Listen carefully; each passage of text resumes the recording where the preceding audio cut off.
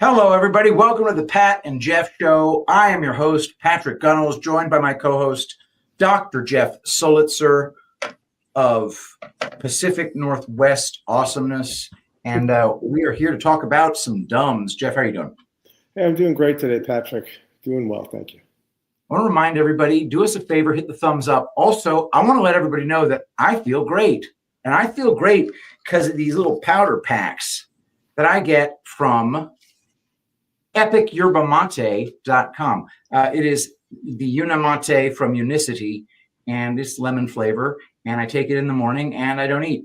And then I do eat lunch. So it just makes intermittent fasting bearable. They say that the millennial generation came along and they took skipping breakfast and renamed it intermittent fasting, and that's what this is. This is just me skipping breakfast, and I feel fantastic. Right now, it is 10:37 a.m. Central Daylight Time, and I feel like $1,000,000. Now, I haven't been perfect, but very, very little caloric intake compared to my normal chow down. So check it out at epicyerba-mate.com. That is epicyerba-mate.com. And if you can't spell it, well, just consider that to be like a filter. For we want the good spellers as our customer base. Anyway, I'm running my mouth too much. I want to talk about deep underground military bases, Jeff, because when COVID hit, weird stuff started coming to light in different ways that made me take the concept of networks of underground everything being down there and us just not knowing about it. What's been your red pill experience where this is concerned? Well, it was around that same time, certainly between COVID and today. I've been listening to truthers and trying to find evidence on underground facilities. We refer to them as DUMBs, deep underground military bases, but that's just the tip of the iceberg. Because I think, and no pun intended, of course, but it's really just, it's underground cities, it's underground networks. There are supposed underground maglev train tunnels that would take you underneath oceans so you could travel between continents in a fraction of the time it takes us to fly. All sorts of information, all sorts of noise in many different directions. So I just thought maybe it'd be a good idea to just kind of talk about it and kind of maybe present some of the theories that are out there and let everyone decide for themselves and dive in deeper if they wish. Absolutely. So we'll do this as an epic thread. And the website we're going to take a look at is the Phoenix Enigma, spelled exactly as you would expect if you know how to spell Phoenix and you know how to spell Enigma. And the website is just the article on DUMBs, deep underground military bases. There are two sorts of curiosity, the momentary and the permanent. The momentary is concerned with the odd appearance on the surface of things. The permanent is attracted by the amazing and consecutive life that flows on beneath the surface of things. It's Robert Wilson Lind. I'll blow this up so those of you who want to can read along.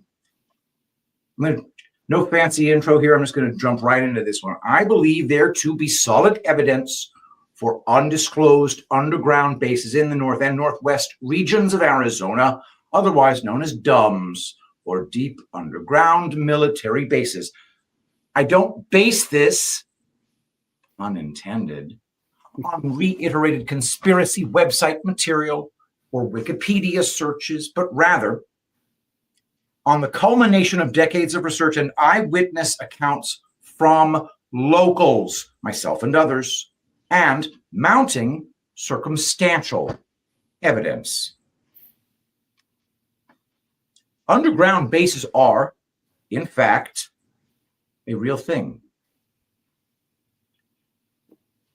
Underground military bases are an integral part of the U.S. military defense apparatus. They are not constructs of conspiracy theorists' collective paranoia. However, at one point, that approach was used as propaganda to explain them away and derail investigators who had discovered this then secret. Aside from known underground bases such as NORAD, Mount Vernon, Raven Rock Mountain Complex, etc. There is a category of underground bases known as DUMBs, or Deep Underground Military Bases. A quick internet search will generate hundreds of websites, most of which are simply copied lists of dumb locations from other sites by those interested in the subject and who are attempting to get the information out. But a few sites, like Richard Sauder's PhD, are rather detailed and represent original work and real expertise. Mr. Sauder filed FOIA requests years ago and accessed data repositories which are no longer available to the public. Like much of the fleeting information that bounces around, dare I say, conspiracy websites, much of it was acquired during the days of during the days following the FOIA Act. The US government didn't realize the general public would be so interested in digging into government records and rushed to redact as much information as they could, as fast as they could, regarding all manner of topics. Still, much of the information got out, and you can still find much of it bouncing around conspiracy websites today. Mr. Sauder got in before much of this information was sealed off and wrote the groundbreaking book on this subject titled Underground Bases and Tunnels. Jeff, I want to talk about FOIA for a second.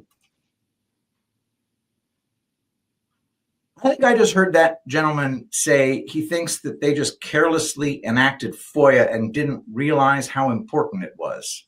I don't think I buy that. Yeah, I don't either. I mean, it's obviously a deliberate tool, a developed tool, so that we could eventually find out what was really going on, for sure. Yeah, but think about it, Patrick. It couldn't have been released or a product of the deep state unless you buy into that concept that they have to tell us what they're going to do to us before they do it.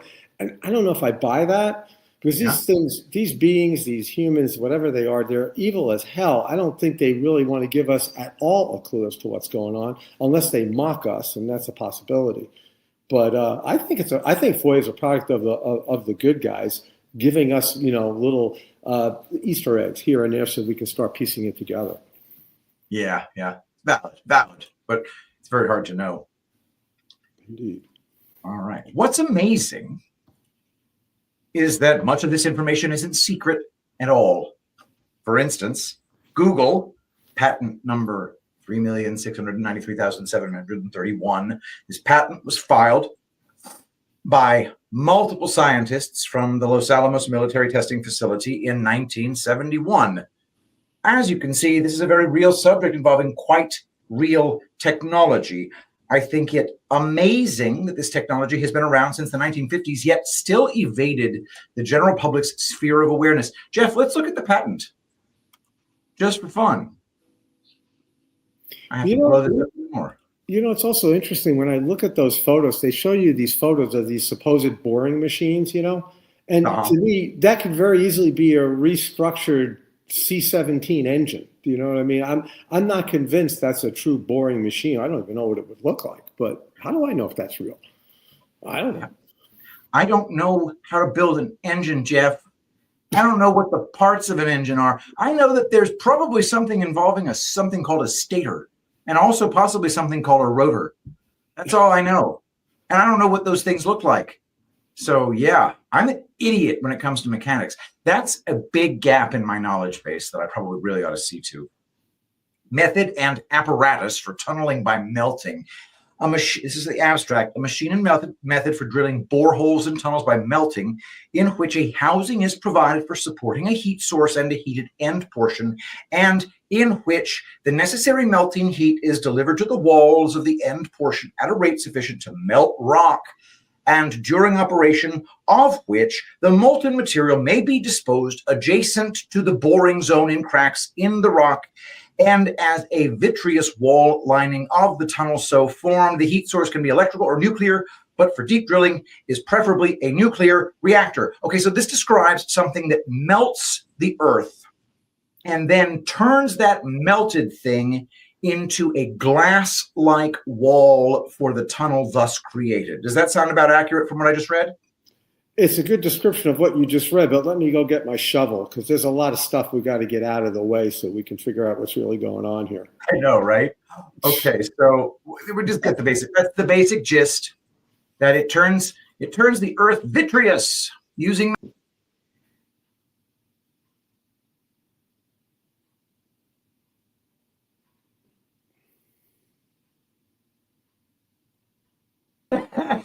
So anyway, I hit the back button on StreamYard. I hit the back button on the wrong thing. All right. Anyway, that's the patent, and I need to hit the back button on the patent, not StreamYard. Right. And there we go. The Phoenix Enigma. Okay, so that's the patent. This patent was filed by multiple scientists from the Los Alamos Military Testing Facility in 1971. It's a very real subject involving quite real technology. Now, I don't like it when people just say, hey, there's a patent, so it's very real. Seriously? How can people think this way? That is very upsetting to me when somebody says, I found a patent number with an abstract, so it's real. For sure it's real.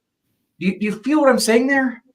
Well, I do for sure, and I'm in the same camp. I don't believe any of that stuff. I'm not sure that they can bore these tunnels. You know, there are theories where people believe these tunnels have been there. They've been there over time, and these were just like the buildings above ground. They were founded. They were repurposed. They were there already, particularly since if you understand, you know, my lunch break guy does a great presentation. He does maybe 2 pieces on Raven Rock and Cheyenne Mountain. And he talks about how, I think it was only like 2 years that it took to build these installations. And these were in the 50s and 60s. And there's like no way they could have been built that quickly. So I think there's a lot of stories around this. I'm not so sure what all of it is true. Okay. All right. We're on the exact same page. That's a common thing with us. I think it amazing that this technology has been around since the 1950s, yet still evaded the general public's sphere of awareness. It provokes speculation as to what technologies have been invented and even implemented since then. Or these patents are being filed to explain the existence of these tunnels and why the government gets to own them. Check this out. Check out this photo. What is this? You see stuff like this just makes me wonder. They're building a story. Bullshit. They're not standing in front of this thing. This is bullshit. Yeah. Listen, guys, I'm looking right at this thing. Go to the phoenixenigma.com. There is no chance that this is not a group photo cropped out of some other photo and superimposed on a background of this thing that itself is probably only the size of my arm. Bro, this photo is bullshit. Yes. I mean, I will attest to that. And I think what I'll do is I'm going to, on my own time, blow it up and show these people and the way they seem to interact with the background. This is a sloppy, slapped together photo. Yeah. Tunnel boring machine with workers. Okay. Anyway. Tunnels are there. It doesn't mean just because this is bullshit doesn't mean the tunnels aren't there. So let's just keep going. The reasons for DUMBs are multiple, I would imagine. The most obvious being an emergency shelter systems network in times of political or military crisis and a secure position with which to fight and survive a nuclear war. However, many of the other reasons may and probably do include command and control, weapons deployment, undersea, submarine bases, scientific research, secret resource procurement, oil, gold, uranium, etc., hidden power sources, nuclear, geothermal. I can also envision a need for secure supercomputer banks in this technological world of ours, espionage, and storage of sensitive documents. This photo looks more real,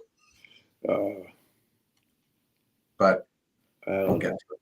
Yeah, I'm not buying it. I'm not buying that's a boring machine. I don't buy it. Like I said, that could easily be an engine to a big, airplane. God knows what that could be.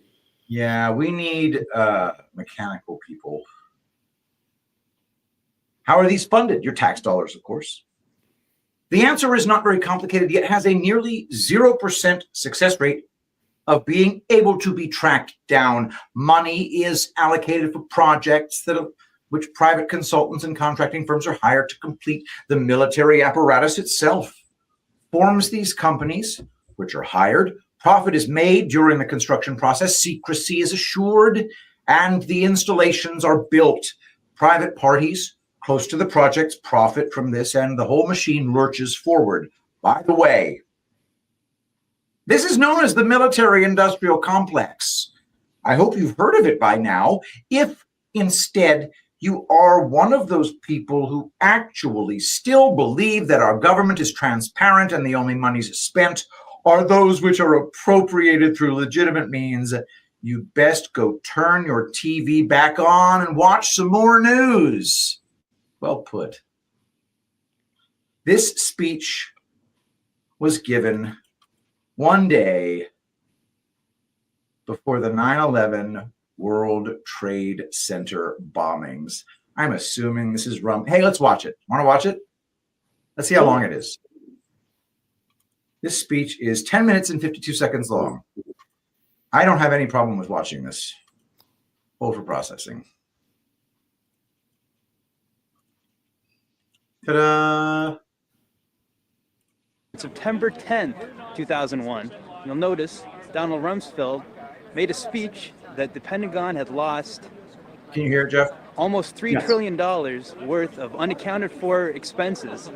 Then you can see what happened in September 11th and notice that that story disappeared. I was going to say terrifying. There could be a large cover-up going on. And I've mused over the fact that I've read some of these things and asked what they thought. It was the major headlines on that morning of September 11th, where the day before Donald Rumsfeld made that speech, trillions of dollars gone. Pentagon, the day before 9/11, Secretary of Defense Donald Rumsfeld declared war, not on foreign terrorists. The adversary is closer to home. It's the Pentagon bureaucracy. He said money wasted by the military poses a serious threat. In fact, it could be said that it's a matter of life and death. Rumsfeld promised change, but the next day, the world changed. And in the rush to fund the war on terrorism, the war on waste seems to have been forgotten. My 03 budget calls for more than $48 billion in new defense spending. More money for the Pentagon when its own auditors admit the military cannot account for 25% of what it already spends. According to some estimates, we cannot track $2.3 trillion in transactions. 2.3 trillion with a T. That's $8,000 for every man, woman, and child in America. To understand how the Pentagon can lose track of trillions, consider the case of one military accountant who tried to find out what happened to a mere 300 million. We know it's gone, but we don't know what they spent it on. Jim Minery, a former Marine turned whistleblower, is risking his job by speaking out for the first time about the millions he noticed were missing from one defense agency's balance sheets. Minery tried to follow the money trail, even crisscrossing the country looking for records. The director looked at me and he says, "Why do you care about this stuff?" It took me aback, you know. My supervisor asked me why I care about doing a good job. So he was reassigned and says officials then covered up the problem by just writing it off. they got to cover it up. That's where the corruption comes in. They've got to cover up the fact that they can't do the job. The Pentagon's Inspector General partially substantiated several of Minery's allegations, but could not prove officials tried to manipulate the financial statements. 20 years ago, Pentagon employee Franklin C. Spinney made headlines exposing what he calls the accounting games. He's still there, and although he does not speak for the Pentagon, he believes the problem has gotten worse. Those numbers are pie in the sky. The books are cooked routinely year after year after year. Retired Vice Admiral Jack Shanahan commanded the Navy's Second Fleet the first time Donald Rumsfeld served as Defense Secretary. With good financial oversight, we could find $48 billion in loose change in that building without having to hit the taxpayer. In the 2.5 minutes since this report began, the Pentagon has spent nearly $2 million, and it may never know where 25% of those tax dollars went. In Los Angeles, I'm Vince Gonzalez for Eye on America. Okay, so anyway, that was 2001. The problem has not gotten better, would be my guess. And again, you know, maybe they turned all honest and stuff over the last 25 years. Alleged dumb locations. I love the fact that we call them dumbs. By no means do I wish to type out everyone else's list of professed underground bases, but for the purpose of this site and this article, following seems to be a complete list of suspected dumbs in Arizona, according to many of the sites that I visited. Fort Huachuca, that's 290 north, 116 degrees west. Saucer Base below, intelligence training above, mind control, including Gates Pass Base. Gila Mountain area south of Interstate 8, Grand Walsh Cliffs, Green Valley, Hualapai Mountains, nice. Rincon Mountains, Mount Lemon, possibly Mount Limon, Page, Arizona, perhaps in the Grand Canyon or under Lake Powell, Safford, near Safford, Arizona, Santa Catalina Mountains Base, Munns Park, Wickiup, believed to tunnel to Area 51, Papago Park Military Reservation. I didn't bother to reprint the commentary that went with many of these alleged sites. There are copious assertions stating that many of these dumbs tunnels to other sites across the country, interconnecting and creating a subterranean honeycombed network spanning the entire country. This topic quickly gets into aliens, UFOs, and withheld off-world technologies. There are whole documentaries on this topic, so if one so wishes to research it, but for our purposes here, I shall steer away from all that and concentrate on locations of dumbs in northern Arizona. First things first. I believe the locations of these dumbs to be under or near Camp Navajo, located in Belmont, Arizona, the Kingman Wickiup area, and maybe Munns Park. Of these three, I'm leaning heavily to Camp Navajo and something north of Wickiup. One sec.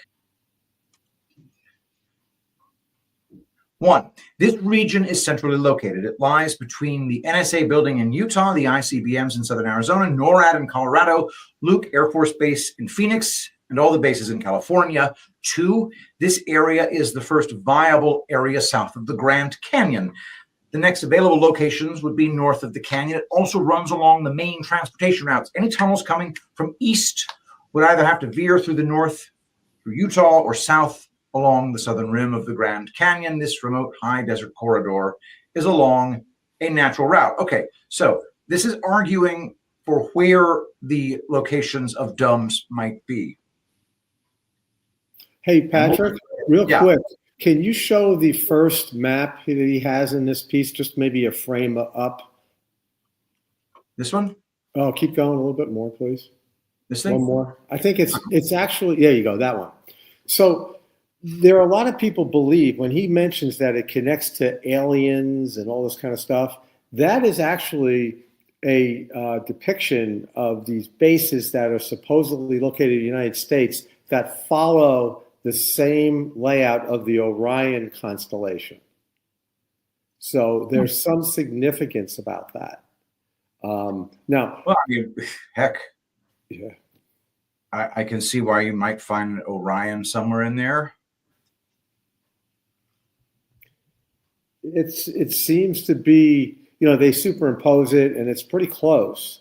And then there are some crazy articles that I've seen recently where it depicts also these Nazi war, these marches and things that follow the same patterns and stuff like that.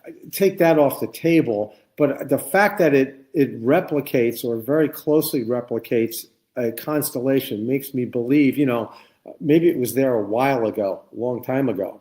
Because remember all the stories of native people and, you know, following the constellations and such for whatever reason, or aliens, but I don't know. No, I mean, there's a million different reasons to follow constellations. Okay, but we have strong arguments being made here as to the specific location of them. Closest one to me would be Dallas. Other Arizona strangeness, likely dumb locations, the Bradshaw Ranch. Bradshaw Ranch, although once a simple cattle ranch, has become quite the location for UFO enthusiasts as well as paranormal scientists in general. Once a private 90-acre cattle ranch owned by Bob Bradshaw, the Forest Service cut allotments to the property, limiting the number of cattle he could run on his land. Slowly but surely, cattle ranching became more difficult and less profitable. It was the mid-1990s when Bob's son, John Bradshaw, took over the ranch and operated it as a tourist destination. John, a local businessman, politician, and photographer, grew up on the ranch and obviously knows the area well. Using his home ranch to cater to the tourism industry, John offered backcountry jeep rides, horseback riding, and cookout dinners, but for some reason soon ended up selling out to the U.S. government. Today, the ranch sits behind a triple locked gate and is operated, managed, guarded by the United States Forest Service. What a jackass. One would think the federal government's purchase would mean that the land would be open to the public, as is most all other federal land in the United States, with the exception of military and sensitive sites. But no, this old ranch is locked off from all public admittance with a sign warning that, quote, all trespassers will be prosecuted to the fullest extent of the law. All inquiries and requests for passage onto the ranch are routinely denied. The reason circulating is that the area is a sensitive archaeological area and requires protection. Strange that there is no mention of any archaeological sites on the Bradshaw Ranch prior to the federal government seizing control of the site. And even if there were, this would be the first entire ranch seized by the federal government guards regularly. There are thousands of archaeological sites in Arizona that the federal government Forest Service doesn't protect on a daily basis. It is this strange behavior on the part of the federal government that has spurred the multitudes of speculation and conspiracy theories. Theories which include Bigfoot habitat, UFO landing location, interdimensional portals, and the location of an entrance to the Dome located just west of Sedona. Some speculate that this Dome connects with the one located at Belmont, as it is only 35 miles to the north. Jeff, thought? You know, there are... Yeah. Go ahead. Go ahead. I was just thinking, they shut down his ranch. Why? Because they needed to build an entrance to a Dome? Or they shut down his ranch because they discovered a Dome? I believe it's your second guess. Yeah. And I think that these are all over the United States, frankly, all over the world. But it's interesting that they wall it all off. I mean, obviously something nefarious is going on, something certain we don't understand. It just doesn't make any sense. So but why such protections? It's just so bizarre. And it doesn't have to be nefarious. True. It could be, this is very important, and for the people's protection, we need to keep them away from this. True. I don't even discount that in any major way. These people who keep things secret from us, for all I know, could be doing it for our own good. It's not my default explanation, but it is possible. So anyway, okay. I find more than coincidental that UFO sightings around the Sedona area increased dramatically in the late 90s, immediately following the Bradshaw Ranch acquisition. Dude, I think that's important. Well, are you familiar with what people say about Sedona? No. Sedona is supposed to be a very mystical location, similar to the Grand Canyon. You know, there's only 5% of the Grand Canyon as a public person you're allowed to explore. I mean, there's supposed to be tons of pyramids there and obviously connections to tunnels and underground things that are going on. And I think Sedona has a piece of that as well. And this sounds like this is kind of in between, I think. So it could be a reason, like you just said, they might have found something here and they had to wall it off to keep people away from it. Maybe. But the UFO stuff, it just means flying thing. You don't know what it is. And right after the FedGov took takeover of the Bradshaw Ranch.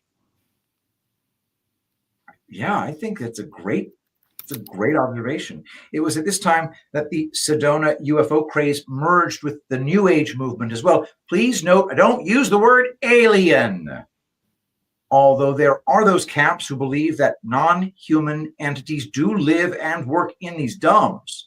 The term UFO is an aviation term used by military and civilian personnel alike. It simply means objects flying around, cannot be identified, and the Sedona area sees more than its fair share of UFOs. Or also UAPs, unidentified aerial phenomena. Arizona was the 6th last year in total UFO sightings. I don't know what year this was written, with Oregon being number 1, according to the annual MUFON report. That's MUFON.com. Well, you know, that doesn't surprise me. I used to live in Oregon. So, hey, by the way, Patrick, Sedona, they do mystical tours there, and they consider certain parts of the land sacred, as do many of the New Agers, quote unquote, who are drawn to Sedona's vortexes. What would it be, vortices? But I don't know. Vortices, yeah. Yeah, but these supposedly are focal points in the Earth's natural energy grid, places where energy enters and leaves the planet. Psychic powers, emotions, and talents are stronger in Sedona, it is claimed. So something going on there for sure. MUFON. That's not remarkable in itself to take into account the sightings in relation to population. Per 100,000 people, Arizona jumps to number 2 in the nation with the highest concentration of those sightings occurring in Coconino County. That is the Sedona area and north of the Grand Canyon. This means that the Sedona Flagstaff area is responsible for more UFO sightings than everywhere in the country, with the exception of Oregon. And the United States leads the world in reported UFO sightings, which puts this region as number 2 in the world. I find this extremely significant. Flagstaff is gorgeous. I love that terrain. I used to think that the stories of government guarding this property were bunk, more Sedona woo-woo, if you will. But while interviewing a good friend of mine for this article, she confirmed that they were very real indeed. She states that in 1997, she'd been riding out in the Bradshaw Ranch area before she knew anything about Bradshaw Ranch, when she was stopped by 2 uniformed men armed with automatic rifles. They told her she couldn't go any further and to turn around. She didn't see any fences at the time, wasn't about to argue with 2 armed guys in the desert. She described them as white males, mid-20s, clean-cut, black uniforms, no insignia, just a clear plastic pocket protector type thing where the arm patch would be, sunglasses, monotone. I've seen guys wearing flight suits that are similar up at the airport. That's a pretty darn good description, if you ask me. She went on to say that she'd seen a similar uniform on a pilot at the Sedona airport. She talked to a man who landed a black helicopter there. She asked him about the craft, and he told her that he was a test pilot for Boeing. That's why there are no markings on either the chopper or his uniform. That's pretty cool, dude. Men in Black. This is Men in Black. Yeah. I know. Hey, by the way, Sedona is located on one of the ley lines, or many of the ley lines that are in that part of the country. So there could be a connection there as well, that some of these domes are located near these ley lines. Yeah, man. Dude, I really want to see more about this Bradshaw Ranch. If John Bradshaw knows anything at all about what's going on at the ranch where he grew up, he hasn't told anyone, and no one has come forward regarding the matter, or maybe he has, and it's just gotten lost in the woo-woo that is Sedona.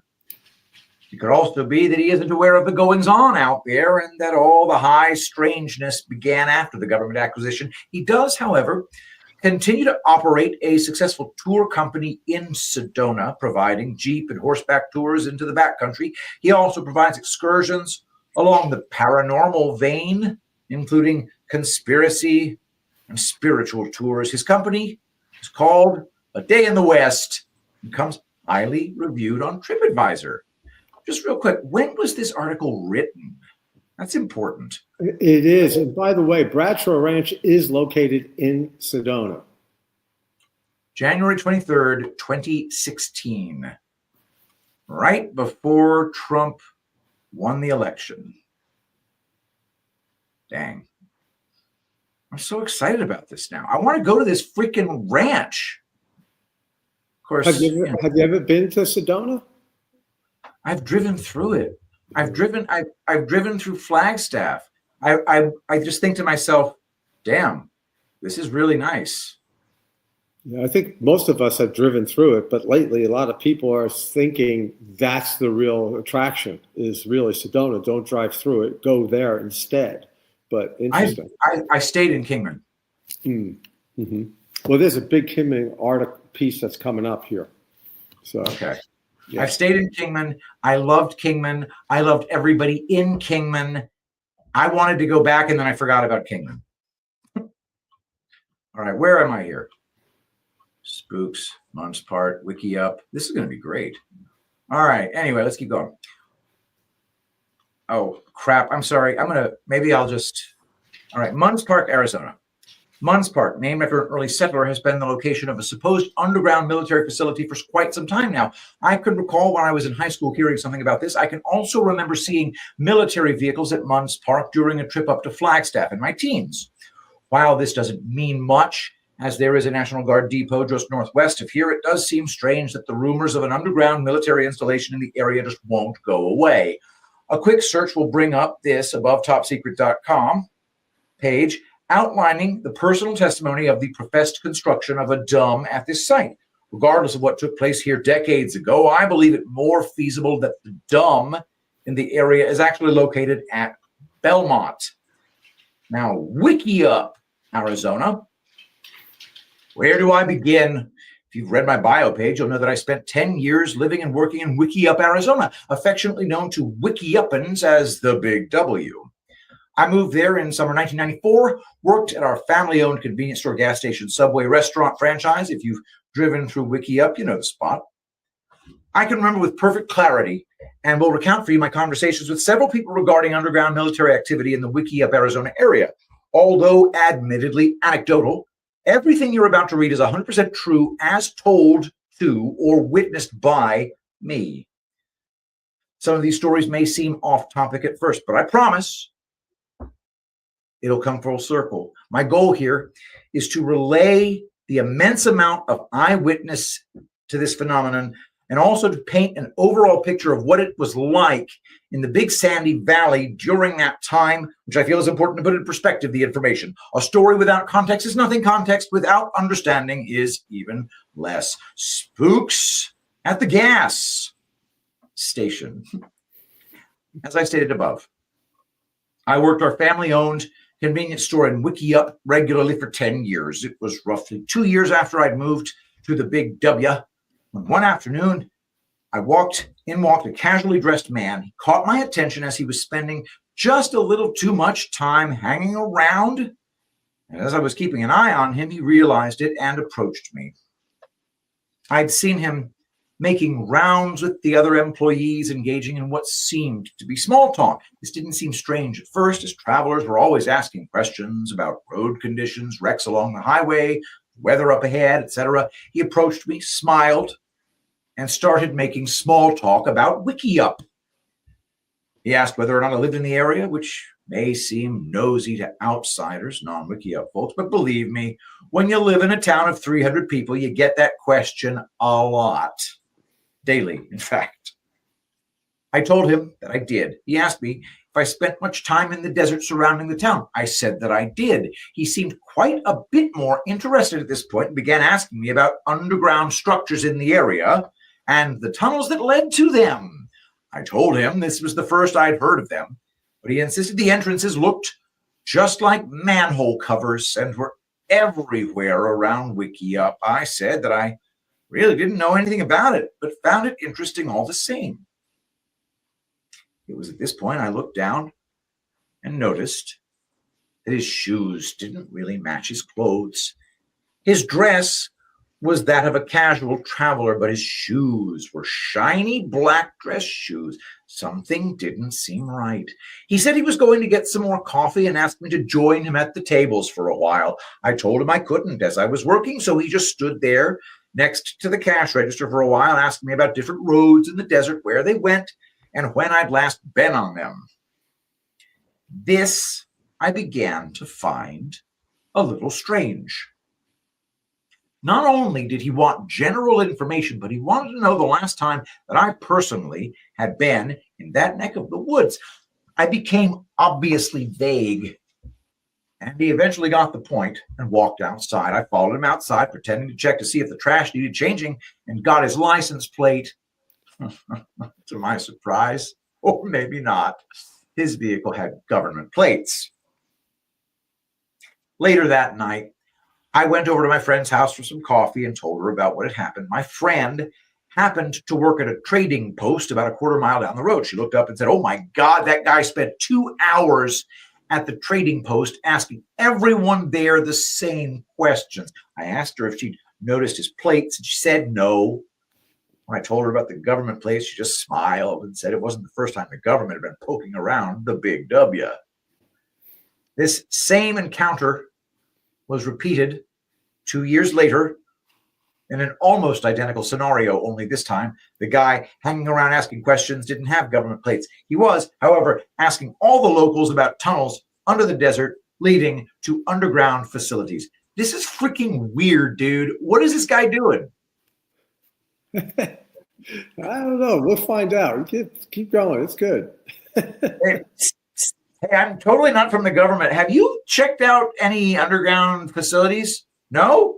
All right, good. I'm going to go ask about 19 other people the same question. Please don't look at my shoes. Have a nice day. Right. The bigger picture. Not related so much to underground bases, but still in the vein of government spooks.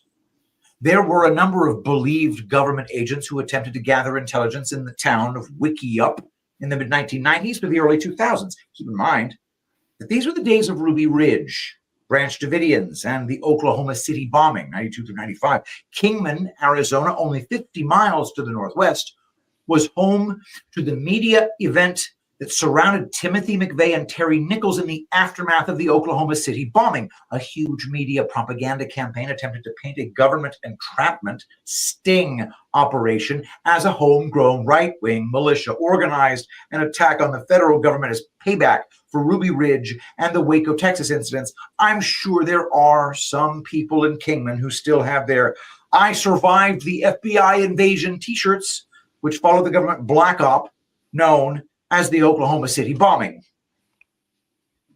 During the years following those events, there were a number of people who moved into the Wickiup area, going so far as to buy property, mingle with the locals, and make their supposed anti-government views widely known while enjoying their coffee at the local diner.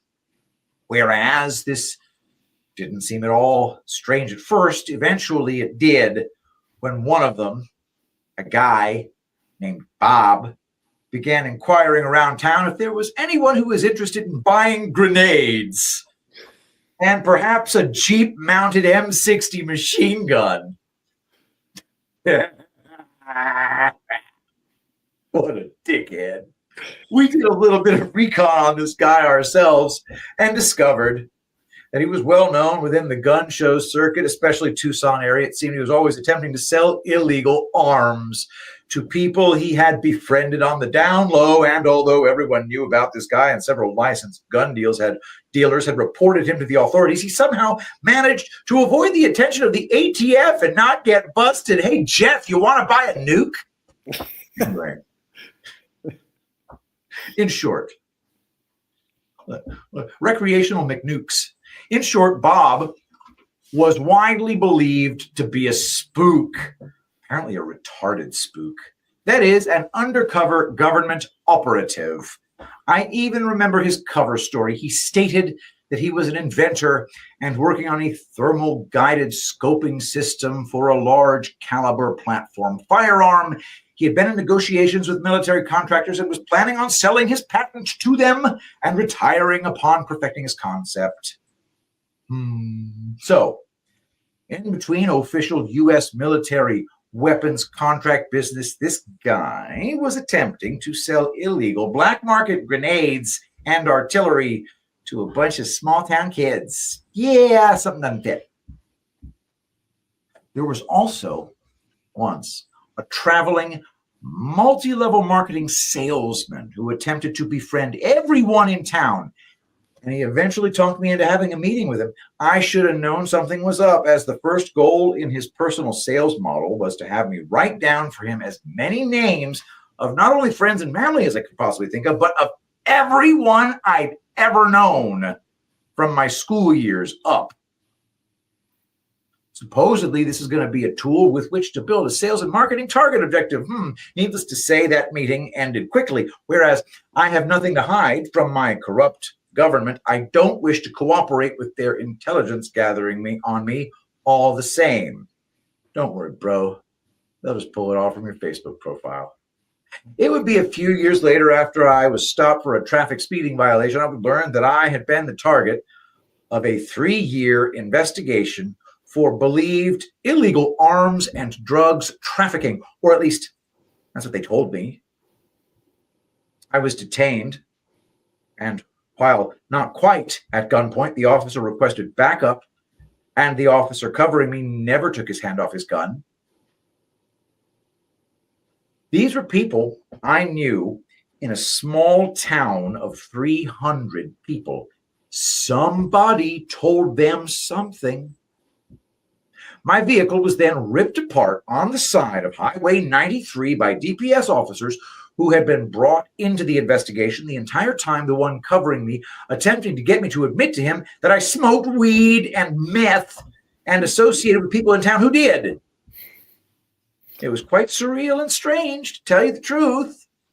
Of course, these suspicions were ludicrous and unfounded, and of course, they found nothing, as I have never been involved in arms or drug trafficking. Town of 300, you think there'd be at least some meth. What else is there to do? Well, it just sounds like to me this whole set, it's like a setup for blackmail, right? Just to try to blackmail these kids to tell them stuff so that the feds could get information that they're withholding, or if they are withholding information. That's what it kind of sounded like me when I was reading this. It was just a hoax just to get him to spill the beans on stuff he wasn't willing to talk about yet. Or stuff he doesn't know about. Because what the hell? It's freaking crazy. The whole thing is, it got kind of weird. I was furious at such overreach and took my complaints to the local DPS sergeant, who then informed me about the ongoing investigation. He stated that because of my age, mid-20s, and the many trips I made weekly to Phoenix and Kingman for banking purposes related to our gas station, that it was believed that I was into questionable activity. Holy crap. In hindsight, it is a little sad as to how many taxpayer dollars could have been saved had they simply approached me and had a conversation. However, in the years that have followed, seeing all the clandestine ops which have occurred in our nation with patsies taking the falls for them, I can't help but wonder if I wasn't being singled out for some kind of fall myself. Of course, I have no proof of this, but I was wild and loud and did stand out more than a little bit. Now, that's an important data point right there. People didn't like you, bro. With some public media direction, it wouldn't have been hard to convince people who didn't know me that I was capable of any atrocity they could have thought up and deployed. Those truly were strange days in the Big W. This guy's one heck of a storyteller, by the way. You know, that was the piece that I enjoyed the most. Whether it was real or not, it was really a good read. It's entertaining. I know, right? Yeah. All right. I relay these stories to show the reader the high level of government military activity in the WikiUp area, and to illustrate the lengths to which our government will go once they have pointed their lumbering machine in a determined direction. Whereas the above accounts don't directly pertain to DUMBs, a very strong connection can be made between the physical location of government complexes and clandestine government operations. Take, for example, Colorado. Does anyone think the increased mass shootings in Colorado, Columbine 1999, YWAM New Life shootings 2007, Platte Canyon High School 2006, Aurora Theater shooting 2012, Arapahoe High School shooting 2013, Colorado Springs shooting 2015, immediately followed by per-constructed anti-firearm legislation is organic in nature and doesn't have anything to do with the huge presence of U.S. military and high-level government facilities located in the region, just like New Orleans in the late 50s and early 60s. It's my opinion that Colorado is now referring to early 2016, a hotbed of nefarious government ops. To those of you who've never thought about this before, it may seem paranoid, but it is only now that all the New Orleans information is coming out into the open and Americans are learning about what took place around the time John F. Kennedy was murdered. What better place for special ops and social behavioral testing to occur than where the government already has a tight control on local and state law enforcement, news media, and politicians. Federalization equals socialism, and socialism equals totalitarianism. They are synonymous. Is it a wonder that recreational marijuana is being beta tested in a state where so many social conditioning programs are emanating from? Don't get me wrong, as a botanist, I'm all for marijuana being used for medicine, but it is an extremely powerful and complex plant, which in the end, I believe, will be weaponized, and I'm afraid is being used to create a docile, complacent society. Dang, bro. Good call. Much like your television. Make no mistake, DC interests and DC money run Colorado. Colorado is Washington, D.C. West. NORAD, the new Denver Airport, Air Force Academy, Buckley Air Force Base, Cheyenne Mountain Air Force Base, Peterson Air Force Base, Stryver Air Force Base, Fort Carson Army Base, Pueblo Chemical Depot Army Base are all located there. Dude, the prediction about marijuana, freaking accurate. I can buy nuclear-powered gummies on my phone when I'm playing Tetris. It runs ads, and I bought them. I bought some gummies that I will never take again because they turned me into a retard for 2 days. then I was like, okay, I guess it was too strong. I'll eat half of one. Turned me into a retard for 1 day. After that, I just said, what am I supposed to do with these freaking things? So, yeah, I don't take them because they're too strong. Yeah. All right. Cowboys and convoys. While riding roundup with a local cowboy / acquaintance, the topic of strange occurrences around Wickiup came up, and I told him about the spooks who'd been asking about tunnels around town. He looked at me and said something to the effect of, oh, that makes a lot more sense now. I asked him to explain. And he told me that he'd been working on a ranch up near the Highway 93 / I-40 junction, to the southwest of the junction to be exact.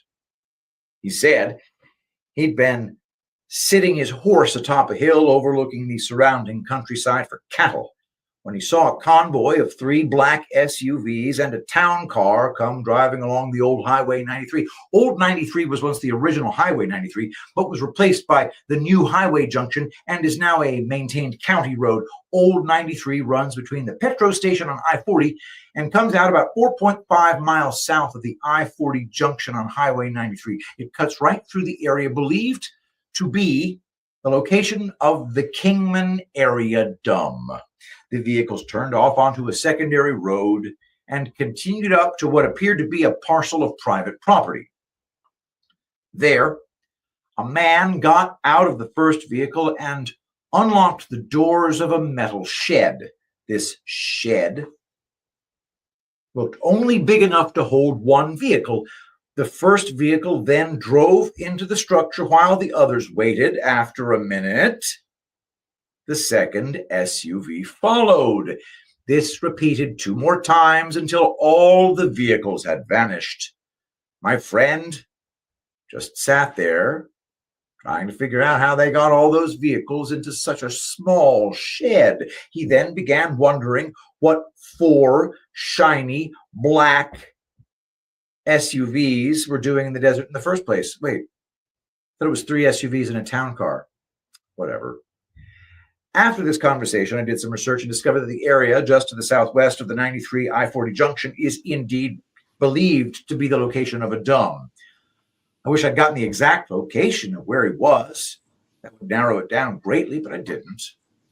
I have since fallen out of contact with the old acquaintance who relayed me this information and not conferred with him as to whether or not he would like me to divulge his identity. It is for this reason that he will remain unknown in this article. Dude, tiny shed, tons of SUVs, they went underground. It doesn't mean it's a deep underground military base. It does mean they went underground, though. Yeah. That shed was likely what, an elevator? Who knows, right? Elevator, or just had a ramp that went underground. Yeah. A spiral underground driveway. A quick Google map search of the Petro Kingman area will pull up a petro fueling station 14 miles east of Kingman, Arizona. If you plot 6.4 miles due south of the Petro station, you will see what appears to be an old ranch.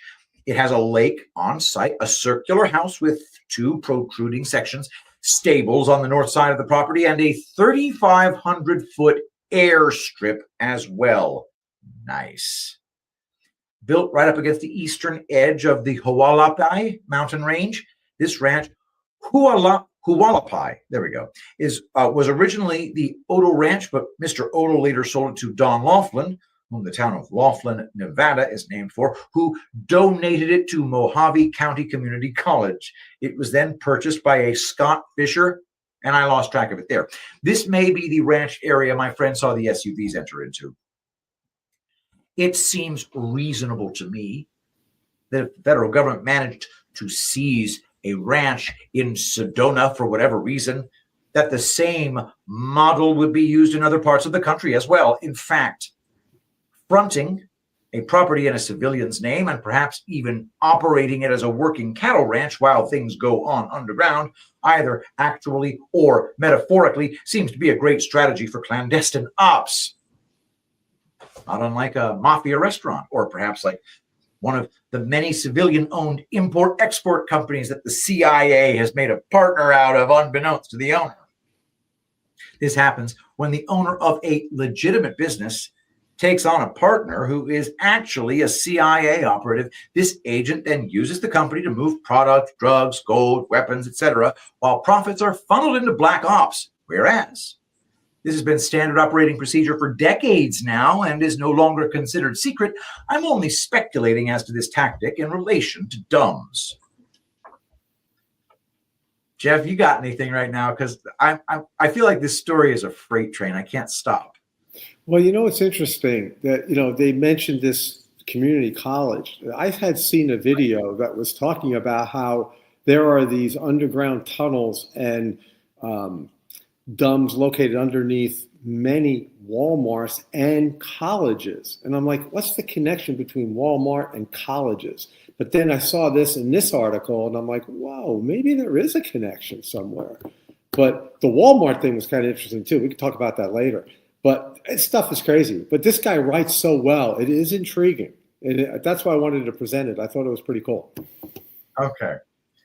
So this area not only mirrors many of the reasons listed above for the Belmont site, but includes the following. 1, easy access to I-40, yet is hidden away nicely. I was amazed at how many of my friends who still live in the Wickiup area had no idea this place was even here, despite all the dust up about the property trading hands so many times and once even being donated. 2, the main access point to this ranch is on I-40 and is actually a truck stop.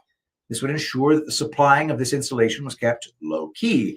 3, it is defensible. The site is up against a mountain range, and mountains are obviously quite secure, which is why the U.S. government builds into them in the first place. And 4, it has an airstrip. While I presented an argument here for a dumb at the old Odle Ranch, I'm not 100% convinced of it at this time. I present this information simply to add what I know of the topic to the collective researchers out there in the hopes that perhaps something will click with someone else who has more pieces of the puzzle. The area does seem an ideal location, and much circumstantial evidence does exist to point to something in the area. I would like to take a brief break. Number one, to just just talk about this, because it is amazing. He makes such a great case that there's a dumb there. I don't know who this guy is. I don't think he wants us to know who he is. But that was really good stuff. The PhoenixEnigma.com. I'm going to learn more about this guy.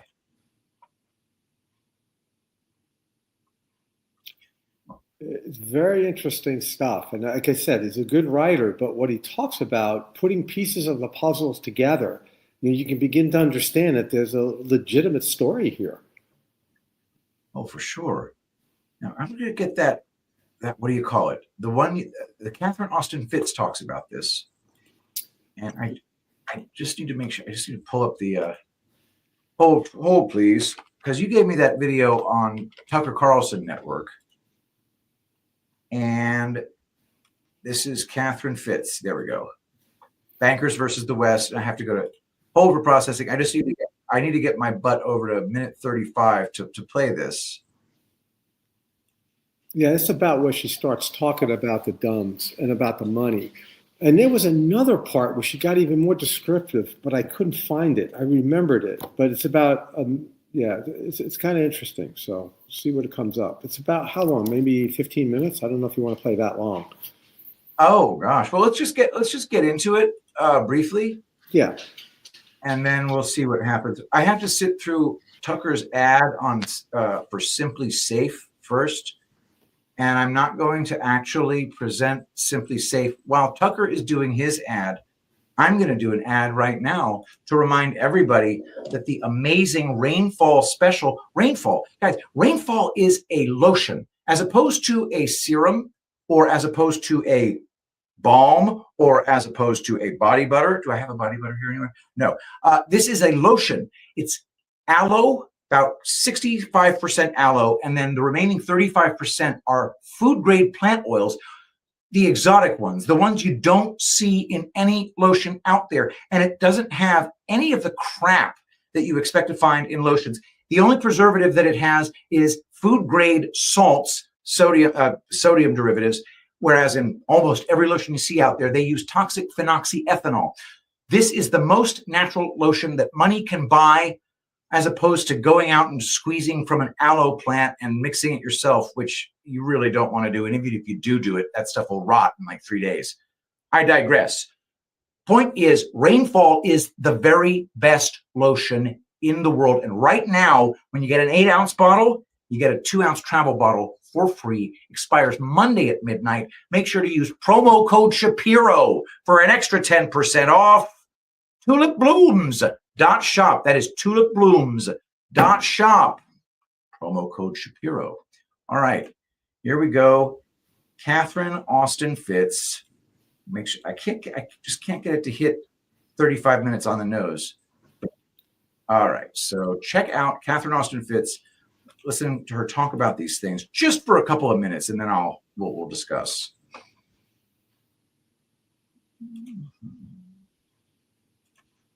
At missingmoney.solera.com, we have years and years of documentation, including the government financials that show this.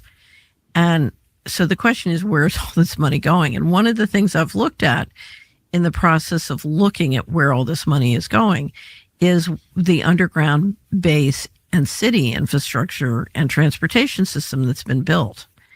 And I'm sorry? Yes. So we have built an extraordinary number of underground bases and supposedly transportation systems. Some of these are some of these are documented as part of the national security infrastructure. I think there are many more. So in the United States? In the United States, on all over the world. But from 2021 to 2023, I took one of the smartest subscribers in the Solera Report network, and he and I spent 2 years collecting all the data and all the allegations on underground bases. And then we we systematically went through and tried to estimate our guess. This is totally a guess of how many underground bases, both underground in the United States, but also underground under the ocean around the United States. And our estimate was 170 with a transportation network connecting them. And what would be the purpose? The purpose, if you thought you were going to get a near extinction event, so there, to me, there are two purposes. You have so many activities going on that you need to keep secret, that you're basically building the capacity to, for example, if you're doing a secret space program, you need to platform it from, things that can't be seen. But I think if you're worried about a near extinction event, that's. So I know nothing about this other than my only window into it. I knew a contractor who worked on one in Washington, in the city of Washington, D.C. Right. And I remember him telling me about a power box, like a transformer box on Constitution Avenue that he told me, because he worked on it personally, was actually the exit, the egress from the White House. That was kind of by vehicle. I thought that was, I was like, really? He goes, oh yeah, no, I installed it. I know. And I thought, well, that's kind of crazy that in the middle of this big city where I lived I was on Constitution Avenue every day, that you could build something like that without me knowing it. Under the VP's house at the Naval Observatory, same thing. I think most people know that. Next to my brother's house on Macomb Street in DC. But that's, I always thought that was like preparation for nuclear war. Like, I didn't really think about it that much. Some of it is, it's preparation for catastrophe. So, but you think that there are facilities like that in other places outside DC? Oh, yeah. So if you're interested, we have a great interview. I did an interview of Richard Dolan on underground bases on the Solari Report, and it's sort of an introduction to the topic, and it's based on a lot of the research of a guy named Richard Sauter, who is very hard to interview. So Richard kind of went through all the material. And clearly it's, I don't know if you ever saw, Washington Post did a project, it was in 2010 or 12, called Top Secret America. And one of the reporters, it was a team of 2 reporters, one of them put together a database of all the different top secret installations that had been built in the country, including since the Patriot Act. And what you saw was just this explosion of money in building so many both underground and above ground facilities. Just as a theological matter, I hate to say this, but I think it's true. If you're building a lot underground, you're on the wrong side.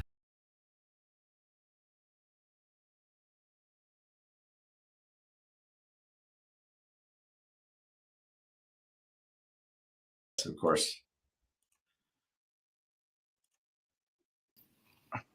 So interesting. I don't understand if you're building underground, you're on the wrong side. Well, that's just so random, bro. Specious. I don't know that these guys are the angels or anything, but that's a stupid thing to say. Oh, if you're building underground, you're on the wrong side. Okay. Yeah. What's interesting though here is that, this is a woman who was assistant secretary to HUD under Bush, right? Correct. That's exactly what she was. And that's her claim to fame, so to speak. I look at her like Jan Halper Hayes and some of these others that kind of appear on the scene. Yeah, they appear, they do a tour, they kind of are popular for 3, 5, 6 months, and then you never hear from them again, And I don't know, is it part of the 60,000 man army? Is it something else? It's just kind of weird how all of a sudden this woman appears and starts making these statements about all the money spent on these dumbs. And I like her description because this is what I've heard in other places as well. That it's not just underground military bases. It's highways. There are truckers who are emphatic when they claim that they would go underground in Atlanta and they could go above ground in Seattle. I mean, some really outrageous claims, but that's been, a lot of these truckers have been talking about this. And I don't know if you ever heard, did you ever hear that this story about some kind of barista from Starbucks who worked in one of the underground Starbucks under LA? and he gives all the celebrities their special drinks, whatever they like, because the celebrities all travel. Tom Cruise liked the specific drink, whatever it was, coffee, I don't know what it was, macchiato, something, who the hell knows. They would travel underneath all the hustle and bustle and the traffic that we have to endure. They go from point A to point B under these underground, and it's like within seconds instead of hours, to travel. So I don't know. Seconds? Well, maybe not seconds. Okay, minutes, but you get the idea. Bro, let's be more specific. Yeah. What is the claim of location to location transport, and what is the rough claimed time savings? Well, going from Atlanta to Seattle underground, I believe the time save was half the time because it was more direct, but more importantly, it didn't have any issues or concerns about the elements, going up through mountain ranges and snow and all that kind of stuff. Underground, straight shot, but it's still a road. You're still traveling on a wheeled vehicle. Well, those are what the truckers were saying. Now, if you listen to other people, Real Gene Decode, if you can track the Real Gene Decode in his website, he's famous for being an expert on the DUMBs. He's got tons and tons of interviews and other pieces where he documents the stories. And he talks about maglev trains that are underground that travel at Mach 1 and Mach 2 speed. And they not only go underneath the U.S. from city to city, but they go underneath the oceans and go from continents, so that travel would be a lot shorter. And that's significant. And that's when I believe, when I see, Trump and everyone else now talking about the white hats degrading and destroying air travel, I think the reason for that is to get us to start thinking about there has to be a better way to travel. And I'm beginning to think that's the travel. The way to travel is underground in these trains. They're maglev, there's no resistance. That's the way it's supposed to work, and they're fast as hell. Bro, the technological problems that would have to be solved to do this maglev thing, that's incredibly advanced. It would have, in my opinion, it would have to be technology that was already there. Well, I think you're hitting it right on the nail on the head, so to speak, because it has already been there. But when you look at people who would do a little experiment, they show you how if there's the appropriate magnetic charges, and I can't remember the actual explanation, but it has to do with the electrons and the protons, right? That they repel each other, which makes that little metal object move through this tube with no resistance. And that's how they get those speeds. There's absolutely no resistance. So it does make sense. I believe it's a technology that's already been there. I think it's part of those, 6,000 patents. I know we talked about patents, how silly patents can be. That doesn't mean it's real. But I believe these 6,000 patents that a lot of people refer to is part of this thing and part of these underground bases. We found this amazing technology. Quick, let's patent it.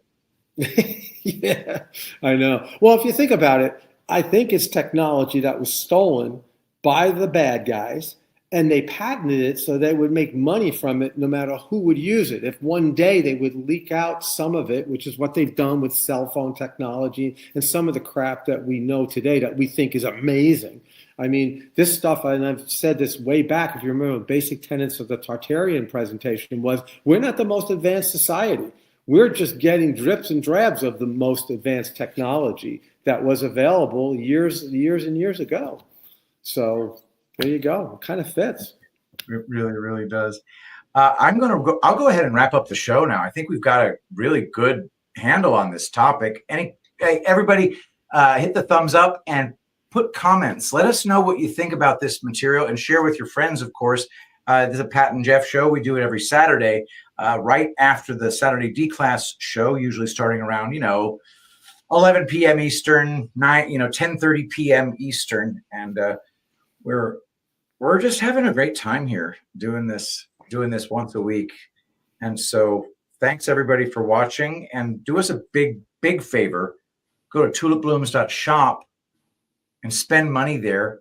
We have products that you will not find anywhere else. We have Blue Calm, which contains the incredible blue tansy. We have castor blend and a whole bunch of different essential oil concoctions. All of these things do stuff for your skin that you won't find anywhere else. It's tulipblooms.shop, promo code Shapiro, because Ben Shapiro is the very best neocon out there. So anyway, Jeff, any final thoughts? No, but thanks for your time. I mean, this is great stuff. I love this stuff. And again, just do your own research and figure out for yourself what makes sense to you. But there's something in this. This is real. It's interesting. Very interesting. It really is. All right, guys. Thanks so much for watching. See you next Saturday. Take care.